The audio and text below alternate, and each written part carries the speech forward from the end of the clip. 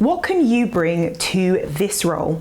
In this video, you'll get an example answer to this question, how to structure your answer and what to include in your interview, and also some resources to help you pass your interview with flying colours. I'm Amri Celeste, an interview coach with over 11 years experience in hiring, HR and recruitment.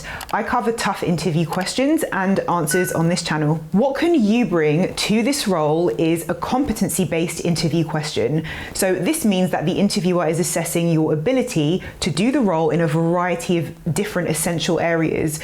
What is your competency level in relation to the job? So this is often a closing question as well, which means that the interviewer is most likely to ask this question towards the end of your interview. So you definitely want to be prepared for competency-based interview questions. I've covered the top competency-based questions and answers in this video, and I will link that in the description below so that you don't get caught out in your interview. They might also ask, what can you bring to the team? What can you contribute to this company? Why should we hire you? Why do you want this job?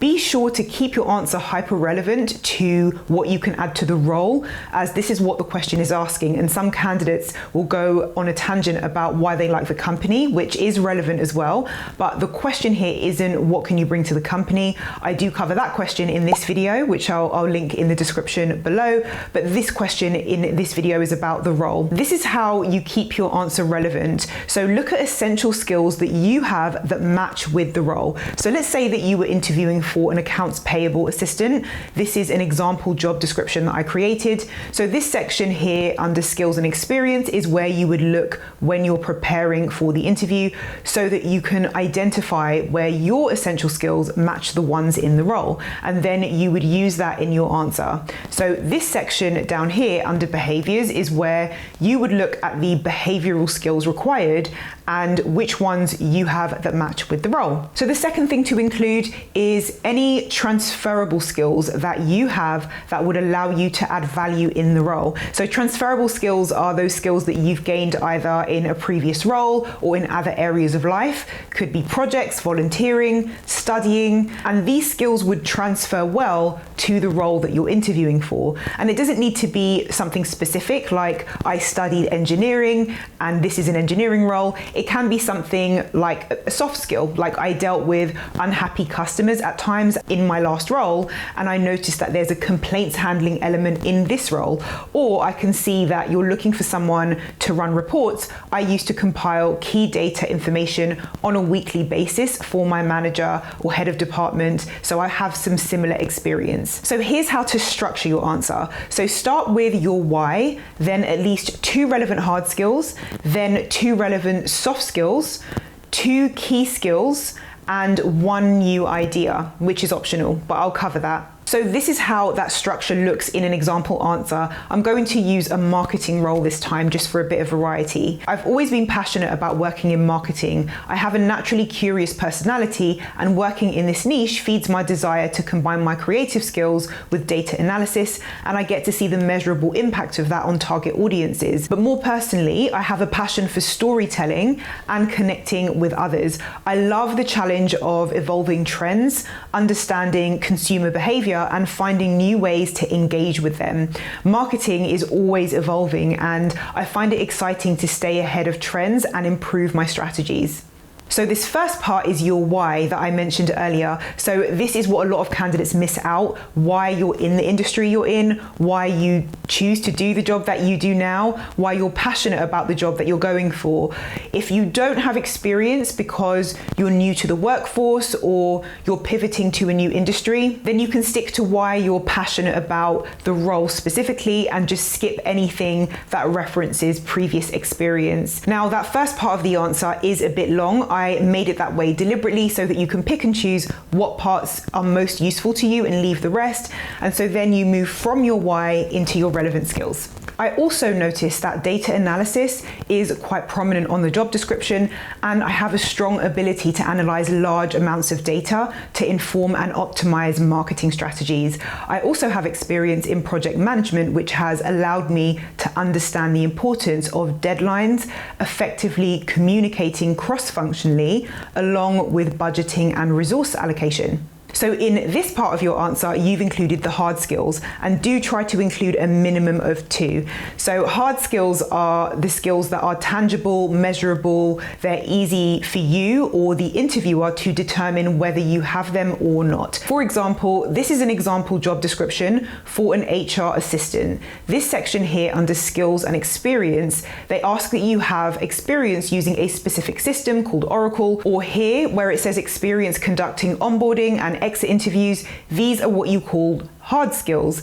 Anything referencing systems or processes that you have conducted are hard skills, so do mention that in your interview. It does help to know the difference between soft skills and hard skills, particularly when you're preparing, so you can make sure that you cover the full range of skills that you have that are relevant. So I cover those in this video on soft skills interview questions and answers. I cover hard skills in that video as well in much more detail. So the hard skills in this answer are here: project management and analyzing data. If this is helpful so far, then do click like. It means that this video will show up for more people looking for help with this question on YouTube. And you can also leave a comment as well. That will have a huge impact. Now, if you've got results from this or other videos, then you can also buy me a coffee if you want. There is a link in the description below on how to do that. So the next part of this answer is the soft skills. So soft skills are harder to quantify and measure than hard skills, and they are very subjective. So they are things like empathy, being adaptable, hard worker, great communicator. They're harder to prove, and they're basically your own opinion and very subjective. So what that means is you might think you are a great communicator and very adaptable, and maybe some people agree, but others might think that you interrupt a lot, you don't communicate clearly, so it's harder to prove.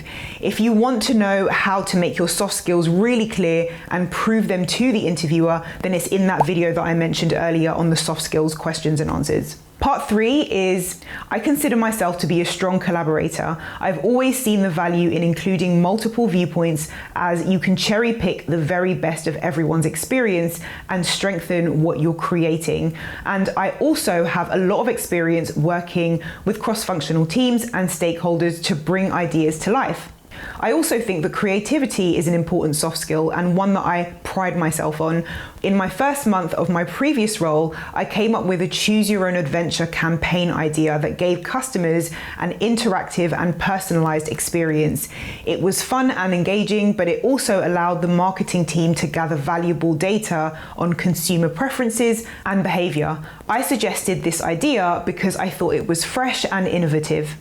Now, you don't have to include an example for every skill, but it does strengthen your answer. So I included one in the second part of this answer here where it says, for example. It then closes off with why it was a strong example here, when it shows the value that the marketing team would get from the campaign and why you suggested the idea because you thought it was fresh and innovative. It also included here that you suggested this in your first month. So these are the little sneaky things to add into your own answer, because it shows how quickly you were able to start adding value in your previous role.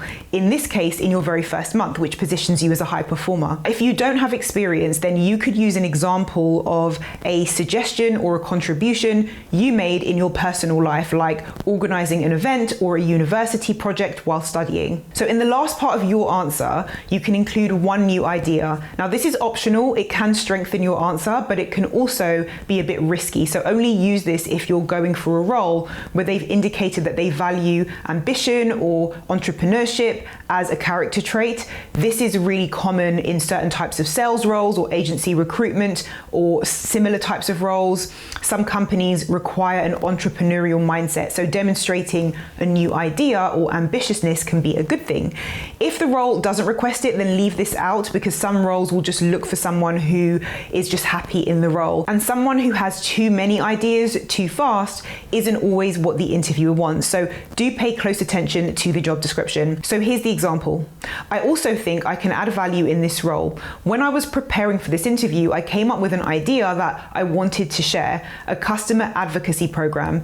It could gain feedback from happy customers to use as marketing content. The program could include testimonials, social media referrals, and user-generated content. That way, the company can strengthen relationships with current customers while attracting new ones.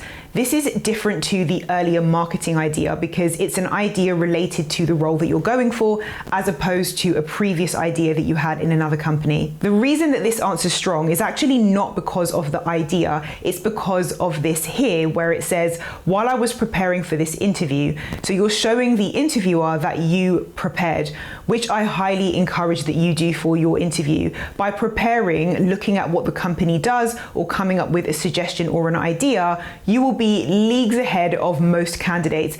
Take it from me, a lot of people do not prepare for their interviews. It's the number one reason candidates don't get hired. I think I say that in almost every video, so you'll already be miles ahead just by prepping. I cover advanced interview prep and all of the things that interviewers essentially want to hear in my interview mastery program, along with building confidence, how to sell yourself, and dealing with brain freeze. So there are details on how to join in the description below this video.